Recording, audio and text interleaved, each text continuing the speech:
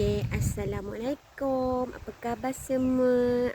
Kita pergi pot kedua. Tempat memancing kat Tanjung Bidara. Masuk lagi kat dalam tu. Dekat yang Mutiara Chalet tu. Masuk sampai jalan ke belakang. Ni.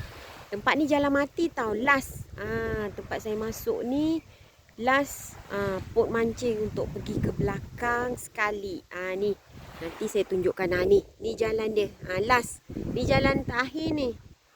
Ni memang pot orang-orang mancing, orang Melaka mesti tahu pot dia kat mana ni.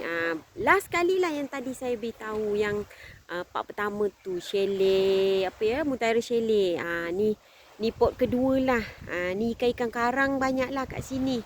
Kerapu ke, siakak ke, merah. Rajin dengan tak rajin lah. Yang penting dia best.